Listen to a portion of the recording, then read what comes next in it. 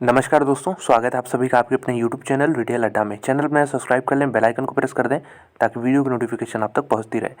तो ये वीडियो शुरू करने से पहले एक डिस्क्लेमर दे दूं कि ये जो पोर्टफोलियो में मेरे स्टॉक बना हुआ है, कंपनी का नाम है एस्टर डीएम। 190 पे मेरी खरीद है, एवरेज प्राइस फिलहाल 252 के आसपास है। तो बहुत इसने पेशेंस टेस्ट किया है, लेकिन अब थोड़ा बहुत यहाँ पे गेन देखने को मिल रहा है। तो इसमें जो न्यूज़ आ रही है उसको हम लोग देखेंगे। तो कुछ दिन पहले मैंने देखिए वीडियो बना के बताया था कि यहाँ पे ये कंपनी बढ़ती क्यों नहीं है, हॉस्पिटल का स्टॉक बढ़ता क्यों नहीं है। तो बेसिकली मैंने समझाया था कि इसमें बहुत सारी सब्सिडीज़ हैं और यहाँ पे आप कह लें इनके एसोसिएट्स हैं, जिससे हैंडलिंग करना बहुत मुश्किल हो जाता है। और यहाँ पे जो वैल्यू निकल के आनी चाहिए इन्वेस्टर्स के लिए वो बनी नहीं जब से इनका आईपीओ आया है। तो यही एक ओवरहैंग था। और बेसिकली आज कंपनी का मैनेजमेंट यहाँ पे एक चैनल पे आया है, उन्होंने कहा है कि जो जीसीसी बिजनेस है यानी गल्फ काउंसिल का बिजनेस है उसको ये स्टेक उसमें बेचने वाले हैं। तो ये एक बहुत बड़ा ओवरहैंग था कंपनी के ऊपर कि इसको ये कब पूरा करती है। तो ऐसा क्यों दोस्तों, ये बिज़नेस ऐसा क्यों माना जा रहा है कि कंपनी बेचे तो अच्छा है? इसलिए क्योंकि दोस्तों यहाँ पे ग्रोथ रेवेन्यू हम देखें, रेवेन्यू में कंट्रीब्यूशन तो 75% का है। यानी अगर एस्टर डीएम 100 रुपये कमाती है तो उसमें 75 रुपये इन्हीं देशों से आते हैं, सऊदी अरब, यूएई से। लेकिन यहाँ पे ग्रोथ दोस्तों उतना बड़ा नहीं फैक्टर है जितना इंडियन मार्केट में है। तो इंडियन मार्केट से मात्र 25% इनका आप कह सकते हैं रेवेन्यू आता है। तो इस पे फोकस करना चाहिए बेसिकली कंपनी को। दुनिया भर के इनमें इसी कंपनी के अंदर, एस्टर के अंदर सब्सिडीज़ हैं, जॉइंट वेंचर्स हैं, सब यहाँ पे काम करते हैं जीसीसी में। लेकिन अगर हम देखें तो बहुत स्टैग्नेंट टाइप का बिजनेस है जीसीसी, और बहुत मेरे ख्याल से मुश्किल होगा मैनेज करना, क्योंकि वहाँ का मार्केट बिल्कुल अलग है, इंडिया का मार्केट बिल्कुल अलग है। यहाँ पे आपको अपॉर्चुनिटीज़ काफ़ी दिख सकती हैं, लेकिन वहाँ पे हम कह सकते हैं बहुत कम अपॉर्चुनिटीज़ दिखेंगी। साथ में इनका देखेंगे तो वहाँ पे एसेट्स काफ़ी है, तो डिप्रिसिएशन में काफ़ी कुछ जाता है। इसलिए अगर हम देखें तो बहुत नेगेटिव बिजनेस था यहाँ पे। तो एस्टर ऐसा कह रही है कि जीसीसी का जो बिजनेस है इनमें, ये अब थोड़ा सा स्टेक बेचेंगे किसी को, यानी कोई बड़ा इन्वेस्टर आएगा, एंट्री लेगा और इनको यहाँ पे पैसे मिलेंगे अपने स्टेक सेल करने के, जिससे ये इंडियन बिजनेस पे फोकस कर पाएँ। तो कुल मिला के एस्टर का फोकस यही रहा है कि हम थोड़ा अपना एसेट लाइट करें इसको। बहुत ज़्यादा इसमें डिप्रिसिएशन जाता है दोस्तों, हॉस्पिटल सेक्टर है तो इसमें तो जाएगा ही। साथ में यहाँ पे फोकस करें कि कहाँ से नया ग्रोथ आए। और साथ में जो शेयर होल्डर्स देख सकते हैं, ये मैंने चार्ट बनाया 2018 से, बिल्कुल वैल्यू क्रिएट नहीं हुआ है। जहाँ पे ये था वहीं पे ये लगभग 1 महीने 2 महीने पहले तक था। अभी फ़िलहाल थोड़ी सी रैली आई है, लेकिन अगर हम देखें 4-5 सालों में तो अच्छा खासा वेल्थ तो क्रिएट करना चाहिए था अगर अच्छी कंपनी है तो। लेकिन यहाँ पे कुछ भी क्रिएट वेल्थ इसने किया नहीं है। तो मैंने भी एक बेट लिया था, मुझे 190 के आसपास काफ़ी अंडर वैल्यूएशन लग रही थी कंपनी, इसलिए मैंने इसको बाई किया है। फिलहाल 255 पे है, देखते हैं। अगर क्वार्टरली रिजल्ट का इंतजार करूँगा, Q2 का रिजल्ट अच्छे रहते हैं तो होल्ड करूँगा, नहीं तो फिर थोड़ा बहुत स्टेक यहाँ पे बेचने की कोशिश करूँगा।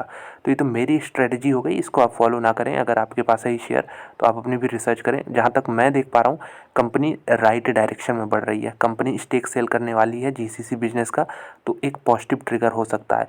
लेकिन इसके अलावा बहुत सब कुछ इसमें चीज़ें आपको कहेंगे 50-50 हैं कंपनी के लिए। तो सबसे बड़ी अगर हम पॉजिटिव देखें तो अगर अभी भी देखें तो बिज़नेस काफ़ी अंडर वैल्यूड है। अगर आप इनके पीयर से कंपैरिजन करते हैं तो यहाँ पे मैंने देखिए लगा लिया इनके पीयर से कंपैरिजन। आप स्टॉक का पी देखिएगा ज़रा, अपोलो का कितना पी है 74 का, मैक्स का कितना है 65 का, फोर्टिस का क्या है 58 का, डॉक्टर लाल से कंपैरिजन नहीं करेंगे, नारायणा हृदयालय का 38 का है। तो एस्टर डीएम का भी देख लेते हैं कितना है भाई। एस्टर डीएम का मात्र 23 है, अभी भी 23 है इतनी रैली आने के बावजूद। जब मैंने ख़रीदा था तो काफ़ी ये 20 के नीचे ही था। कृष्णा इंस्टीट्यूट जो कि एक अच्छी कंपनी है हॉस्पिटल सेक्टर की, इसका 33 है। तो अगर आप पीयर से नियरेस्ट कंपैरिजन करें कृष्णा से भी, तो यहाँ पे 10 का यहाँ पे डिफरेंस आपको देखने को मिलेगा। लेकिन इसका मतलब ये नहीं हुआ कि एस्टर डीएम को हमको ख़रीद लेना चाहिए, कृष्णा है तो बेच देना चाहिए। ये बिल्कुल रॉन्ग लॉजिक है। इसका रीज़न भी ढूंढना चाहिए कि ये ऐसा क्यों है इतना सस्ता। प्राइस टू बुक वैल्यू देखिएगा तो प्राइस टू बुक वैल्यू यहाँ पे 3.5 का है, इनका डबल है कृष्णा का। उसका नारायणा हृदयालय का यहाँ पे देख सकते हैं 10 के आसपास है। फोर्टिस का 3 है जो कि एस्टर के आसपास ही है।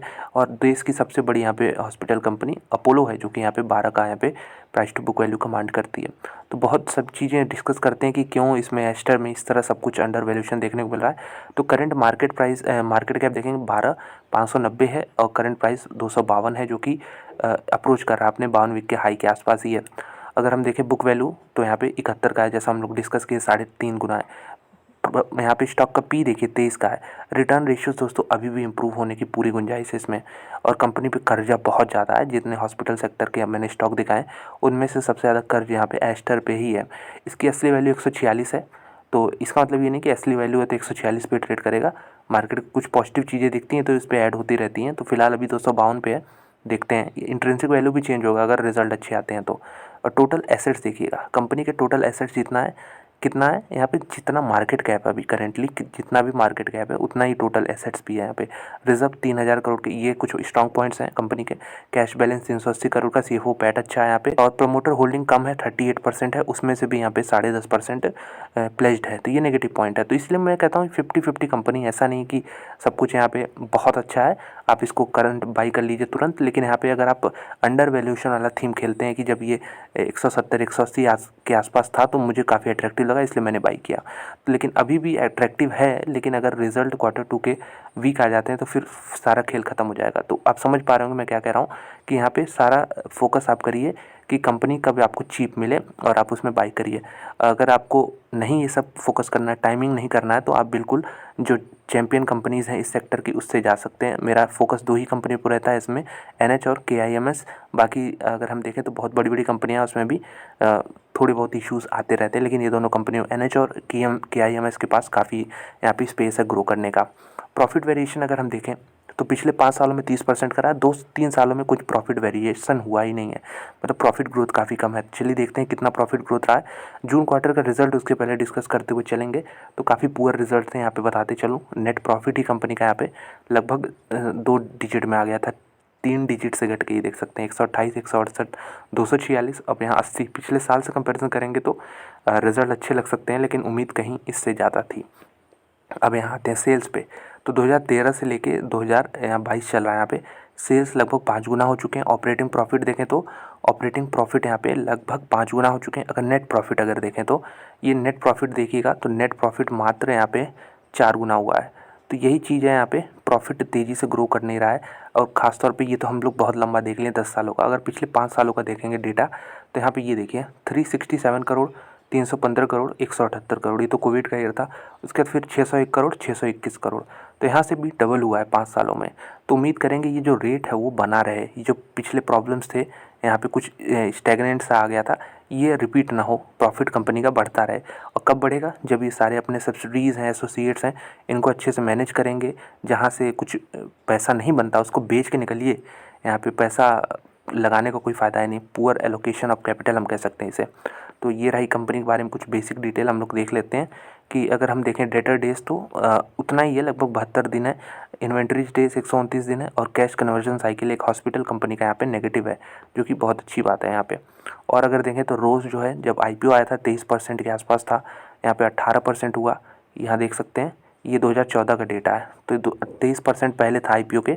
उसके बाद यहाँ पे ये देख सकते हैं इम्प्रूव हो रहा है, 12% पहुँचा है। लेकिन जैसा मैं उम्मीद करूँगा इसमें बहुत ज़्यादा उम्मीद होगी कि इम्प्रूवमेंट आए। साथ में प्रमोटर्स होल्डिंग 38% है। FIIs पिछले कुछ क्वार्टर्स में इंडिकेशन दे रहे थे कि यहाँ पे कुछ बड़ा होने वाला है, और हुआ भी, धमाका हुआ है। 60-70 पॉइंट ये बढ़ा है, लगभग 50% की रैली आई है इसमें, 50 नहीं फिर भी 40% की रैली आई है इसमें। और यहाँ पे FIIs का होल्डिंग देख सकते हैं 9%, 11%, और यहाँ पे 11.5%, तो धीरे धीरे इंक्रीज़ कर रहे थे। FIIs के साथ DIIs भी देखें तो यहाँ पे 8.5 से बढ़ के अचानक से इस क्वार्टर में 9.5 आए थे। तो अगर इस चीज़ को भी फॉलो करेंगे तो थोड़ा बहुत यहाँ पे अंदाज़ा मिल जाएगा कि कंपनी में, अगर आप चार्ट को भी फॉलो करेंगे और इस चीज़ को फॉलो करते हैं तो मिल जाएगा कि शॉर्ट टर्म में कहाँ मूव्स आने वाले हैं। तो कुल मिला के कंक्लूज़न करेंगे एस्टर डीएम का यहाँ पे कि देखिए मैंने इसको होल्ड किया है तो लॉन्ग टर्म पोर्टफोलियो के लिए नहीं है ये।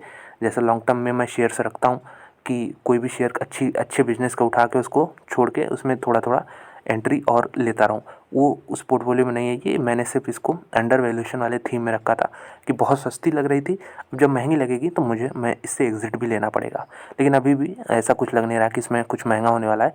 Q2 Q3 के नंबर्स देखना चाहूँगा किस प्रकार से आते हैं। अगर ये धीरे धीरे इंप्रूव होते हैं तो शेयर प्राइस भी इंक्रीज़ करेगा। और रही बात ओवरहैंग की कि GCC बिजनेस से निकल रहे हैं, तो मेरे ख्याल से बहुत पॉजिटिव चीज़ है ये। और यहाँ पे जो भी पैसा मिलेगा इसका अच्छे से एलोकेशन कंपनी कर सकती है। तो आप बताइए आपके पास एस्टर डीएम का शेयर है या नहीं, और नहीं है तो क्या आप लेने की सोच रहे हैं? अगर नहीं तो हॉस्पिटल सेक्टर में आपका क्या फेवरेट बेट है, कमेंट बॉक्स में ज़रूर कमेंट करके बताएं। तो दोस्तों वीडियो देखने के लिए धन्यवाद। अच्छी लगी लाइक कर दें, चैनल में सब्सक्राइब कर दें इसी तरह की और वीडियोज़ देखने के लिए। धन्यवाद।